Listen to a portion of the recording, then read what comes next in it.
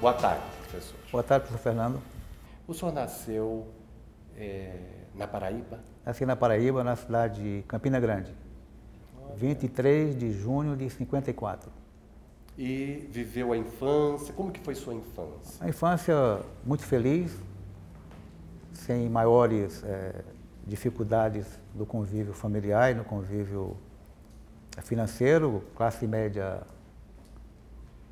digamos assim, normal, nem baixa nem alta, e uma infância muito feliz, né?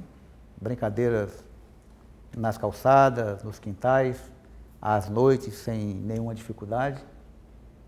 Então foi um período que eu tenho muito boas recordações.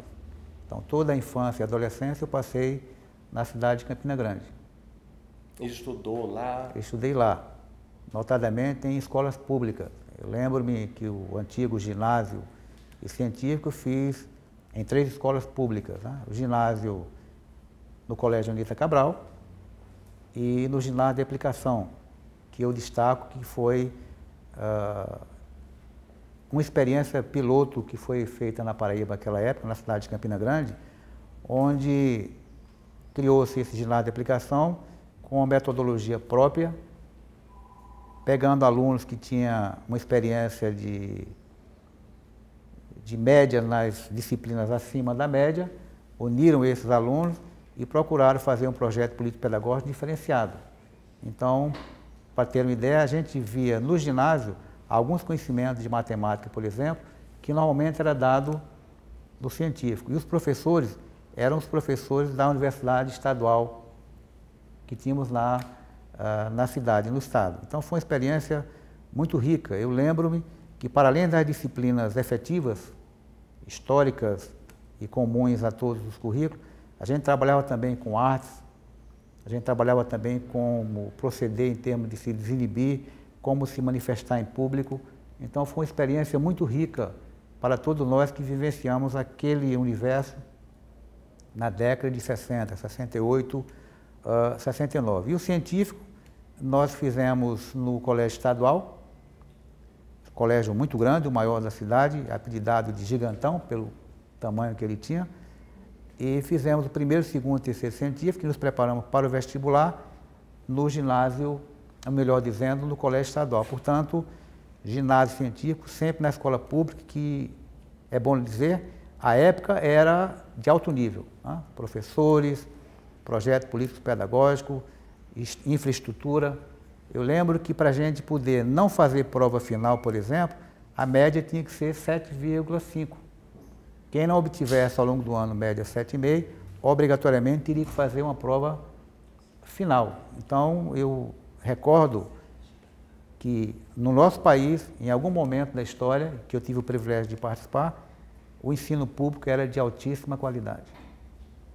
E o senhor fez o curso superior em Campina Grande? Fiz o vestibular para a antiga Escola Politécnica, que era a escola que tinha curso de Engenharia Civil e Engenharia Elétrica. Eram, à época, 150 vagas. Nós tivemos o prazer de passar no primeiro vestibular e ser aluno da Escola Politécnica, que logo no ano seguinte ao que eu passei no vestibular, transformou-se em Universidade Federal da Paraíba. Então, nós ficamos lá, não mais com a Escola Politécnica, mas com o Centro de Ciências e Tecnologia, no qual comportava Engenharia Elétrica e Engenharia Civil. E com o passar dos anos, ele cresceu e incorporou outras formações também. E é hoje ainda, como era na época, uma das referências nacionais no ensino de engenharia. O vestibular foi uma experiência traumática? O vestibular não foi uma experiência traumática. Eu diria que traumática foi a admissão que nós tínhamos à época. Quando você saía para poder entrar no curso ginasial, você tinha que fazer um mini vestibular, porque era para poder entrar nas escolas públicas. E esse, de fato, foi traumático. Passei na segunda época, digamos. Na primeira época, eu fiquei devendo a disciplina Geografia, que não era o meu forte à época. E aí, no segundo momento, eu fiz a prova somente para a Geografia e consegui êxito nesse primeiro vestibular. Já o vestibular, propriamente dito, para a Engenharia, como eu vinha de uma formação no ginásio científico sólida, em boas escolas, com bons professores, eu não tive dificuldade de conseguir uma vaga numa escola que era das mais concorridas no Nordeste à época. E o que levou o senhor a fazer engenharia elétrica? Na verdade, Fernando, a minha ideia não era fazer engenharia elétrica, na verdade era fazer arquitetura. Eu tinha uma facilidade muito grande com desenhos, com criações, e a ideia era fazer fazer arquitetura. Só que a arquitetura não tinha na cidade de Campina Grande. A mais próxima era em Recife, distando aí 240 quilômetros. Embora perto para as dimensões que nós temos aqui em Mato Grosso, mas à época não era comum você se deslocar da sua cidade para uma outra. E a bem da verdade, eu não tinha condições financeiras à época de me deslocar de Campina Grande para Recife para estudar lá arquitetura. E eu optei por fazer o vestibular para engenharia e a priori fazer engenharia civil, porque eu tinha o entendimento que engenharia civil estaria de alguma forma próximo de arquitetura. Quando eu comecei a fazer disciplinas específicas e comuns do tronco de engenharia, vi que não me identificava tanto com a engenharia civil propriamente dita e me identificava com a parte de eletrônica. Então, da arquitetura eu fui para a engenharia civil e logo em seguida migrei para a eletrônica e concluí o curso de eletrônica. E o interessante é que anos depois, muito tempo depois, lendo sobre esses cursos psicoteste, e lá dizia que quem tem vocação para a arquitetura tem a mesma vocação para a eletrônica. Então, anos depois eu vi que a mesma vocação que eu poderia ter em arquitetura, eu teria isso também em eletrônica. E me identifiquei, gostei muito do curso, fiz mestrado e doutorado aí seguindo essa linha de estudo. E logo que se formou, o senhor começou a trabalhar lá? Logo que formei, nós saímos procurando colocações no mercado de trabalho, né? Lá era comum a gente procurar nas concessionárias, na Chesf, e eu fiz entrevista tanto na Chesf quanto na Companhia de Eletricidade de Pernambuco. E passei no teste na Companhia de Eletricidade, e seria chamado 4 ou 5 meses depois, dependendo do momento que a empresa julgasse pertinente. Nesse meio termo, eu havia combinado com um colega que a gente procuraria emprego juntos, né? Um dia chega em casa, ele está me aguardando e fala: Fernando, quer ir para Mato Grosso? E eu perguntei: fazer o que em Mato Grosso? Não, lá estão criando um curso de engenharia elétrica e precisam de alguém para montar os laboratórios. E eu fui um aluno de engenharia que adorava laboratório. Eu vivia nos laboratórios, ou como monitor, ou como voluntário. Então eu me identifiquei com a ideia, seja porque eu iria mexer com uma coisa que eu gostava, em termos de laboratório, seja porque durante a engenharia eu já dava aula nos colégios da cidade, nos cursinhos de física ou de matemática, mas notadamente de física. Eu digo, então, vou fazer uma coisa que eu tenho facilidade. E vou para Mato Grosso enquanto sai a minha vaga como engenheiro na CELP. E assim foi. À época, a convite do reitor Gabriel e do reitor Pedro Dorileu, que tinham amizade com o reitor da Paraíba, que queriam 2 pessoas com esse perfil. Então, à época, eu vim com um colega, que logo em seguida voltou, 90 dias depois ele retornou para Garanhuns, se não me falha a memória. Eu sei que esses 4 meses que eu pretendi passar em Cuiabá, já estão indo para 33 anos, né? Eu recebi um telefonema da Companhia da Eletricidade de Pernambuco, me convidando para assumir o cargo, e naquela oportunidade eu falei: não, agora eu não quero mais sair de Cuiabá, eu vou continuar na experiência que eu estou vivendo na Universidade Federal de Mato Grosso, ainda muito jovem, né? E o interessante é que quando eu cheguei aqui não tinha laboratório para montar. O bloco tinha acabado de ser construído, o bloco onde até hoje ainda funciona a engenharia elétrica, laboratórios e sala de aula. Então eu vivi os primeiros tijolos para que nós tivéssemos o curso de engenharia elétrica do estado de Mato Grosso. Então aquele desafio que se apresentava naquele momento me fez com que eu me apaixonasse pela ideia e fiquei em Mato Grosso e me dediquei totalmente, inicialmente, à engenharia elétrica e em seguida à universidade como um todo. O senhor veio solteiro? Vim solteiro. Aí acabou se casando. E aí acabei trazendo uma namorada que eu já tinha antiga lá na Paraíba. Quando eu vim para cá, já tinha 3 ou 4 anos de namoro. Aqui chegando, a saudade continuou presente, os telefonemas quilométricos, né? E aí, por fim, julgamos melhor trazê-la.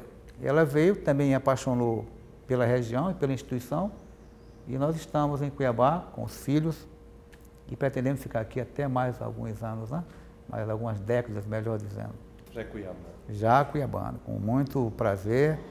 Já tive o privilégio de receber o título de cidadão cuiabano, de cidadão mato-grossense, de cidadão barragacense e também da cidade de Diamantino, cidadão diamantinense. Isso em função do trabalho prestado na área da educação do estado de Mato Grosso, pela oportunidade que tive e o privilégio de ser reitor durante o período de 4 anos aqui na nossa querida universidade. Como que era no início a engenharia e a própria universidade? Como que o senhor tem um olhar naquela época? Veja bem, naquela época a universidade tinha 78, tinha 8 anos da criação e 6 anos da constituição dela propriamente dita, né? Tudo eram desafios, né? Tudo era desafio. Havia uma proximidade maior entre as pessoas, até porque o universo era menor. Era mais fácil você chegar junto ao reitor, era mais fácil o reitor chegar junto à unidade. Por exemplo, havia dias que eu chegava na minha sala para trabalhar e quando eu chegava na minha sala o reitor já estava sentado me perguntando por que eu estava chegando, em tom de brincadeira, 5 minutos para além das 7h30. E ali a gente já conversava sobre os desafios da universidade. A vocação desde sempre da universidade, desde aqueles primeiros momentos, era voltada para o desenvolvimento regional de Mato Grosso. Então, todas as iniciativas sempre tinham um olhar voltado para o Mato Grosso do presente e para o Mato Grosso do futuro que se desejava. E nisso a universidade foi uma parceira, digamos assim, insubstituível do desenvolvimento do estado de Mato Grosso. Naquele momento lá em engenharia elétrica, a grande dificuldade que nós tínhamos não era nem tanto de recursos para a compra de equipamentos ou para a compra de bibliografia, porque naquela época os recursos surgiam com maior facilidade do que anos depois. Nós tínhamos um convênio com a Eletrobras que financiava equipamentos na área de engenharia elétrica. A dificuldade que nós tínhamos era de trazer professores para assumir as disciplinas que a cada momento iam surgindo com o passar dos anos do curso. E aí foi difícil. Eu lembro-me que a gente viajava o país inteiro e voltava com muitos convites e poucas respostas. O que salvou, ou que ajudou, ou que viabilizou a universidade foi o convênio com a SEMAT. Então, na medida que a gente precisava de uma disciplina tal, a gente ia na SEMAT, olhava qual que era o engenheiro da SEMAT que melhor tinha perfil para aquela disciplina e ele vinha ministrar aula conosco. Então era muito comum eu viajar para Itajubá, onde os engenheiros da SEMAT iam fazer um curso de especialização de 1 ano lá. E lá eu contactava os que estavam concluindo o curso para logo em seguida vir para a engenharia elétrica. Então, no primeiro momento, tivemos esse apoio sólido dos engenheiros da SEMAT e com o passar dos anos, com o crescimento da universidade, outros colegas não engenheiros da SEMAT foram vindo também para a nossa universidade e nós temos hoje um curso de engenharia elétrica consolidado. Espero agora caminhando para ter o seu mestrado regular nos próximos 2 anos. Como que o senhor via naquela época a titulação dos professores? Porque era muito difícil, era um desafio. Inclusive a ligação com a Paraíba vem desse período. Vem. Na verdade, a dificuldade para ter alunos em pós-graduação, ela não se restringia apenas à universidade, que era uma universidade nova. Porque se nós tínhamos dificuldade de trazer professores para dar aula, dificuldade teríamos de liberá-lo para sair à época para fazer o mestrado ou para fazer o doutorado. Então, poucos é o que saíam, né? Muitas vezes, por política do reitor à época, convidava alguém para nem vir para cá, já ir direto para o mestrado e depois retornar para a universidade.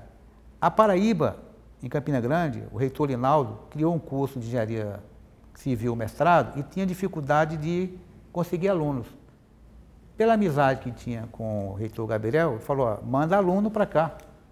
Então o Gabriel pegou um conjunto de concluintes da engenharia civil e caminhou para fazer mestrado na Paraíba, para viabilizar o mestrado de lá em engenharia civil. Pessoas que eu lembro que foram, o professor Antônio João da engenharia civil, o professor João de Deus da engenharia civil e outros tantos que foram.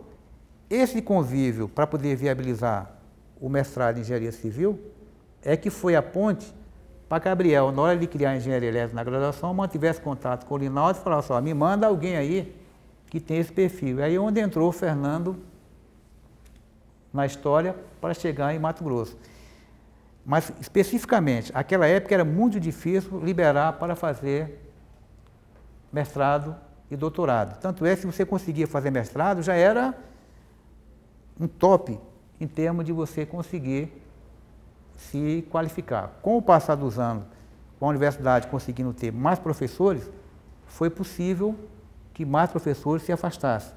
É importante fazer um registro, até em homenagem a um conjunto de professores dos mais antigos, que não tiveram a oportunidade de fazer especialização, mestrado, doutorado, porque eles ficaram aqui segurando as disciplinas, enquanto os mais jovens saíam para fazer o seu mestrado e o seu doutorado. Então é bom registrar que muitos doutores que hoje estão na universidade são doutores por conta de colegas que se dedicaram a ficar aqui, por razões as mais diversas, inclusive fazer com que a universidade não parasse, para que outros pudessem se qualificar. Então é por isso que muitos professores mais antigos não tiveram a oportunidade de fazer mestrado e doutorado. Mas era sempre um desafio. Mas sempre, cada dia era um desafio. Sempre um desafio. Nos mais diversos prismas que se possa pensar. Desafio do convívio com os alunos, desafio de construir uma universidade em um local no Centro-Oeste, afastado do circuito de ciência e tecnologia do país, mas com um apelo muito importante para o desenvolvimento do país, que era a Universidade Unicelva, né? A universidade voltada com o olhar de costa para o litoral, mas de frente para a Amazônia brasileira, que era, como ainda é hoje, um grande desafio de ocupação. Então a universidade surgiu sob essa égide da Unicelva para o desafio da região, tendo aquele vetor de que o desenvolvimento saísse do centro do Sudeste, digamos assim, e migrasse também para a região Centro-Oeste e região amazônica. E nisso a universidade foi vital para o Mato Grosso que nós temos atualmente. Se você pensar só em termos de formação de pessoal, se você vai no Legislativo, temos a marca da universidade. Você vai no Judiciário, temos a marca da universidade. Vai no mundo empresarial, temos a marca da universidade. Então, eu diria que hoje, todos nós em Mato Grosso, temos uma ligação de apreço, de afeto, de respeito em relação à universidade. Ou porque foi aluno da universidade, ou porque vive o dia a dia da universidade, ou porque pretende fazer parte da universidade, ou porque almeja ter o mesmo nível de qualificação e excelência que a universidade tem. Essa é a leitura que eu vejo de uma universidade que, ainda jovem, 40 anos, conseguiu invadir o estado de Mato Grosso e se fazer presente de forma estratégica em todo o território de Mato Grosso, seja com graduação, seja com pós-graduação, seja com extensão, seja também com cultura.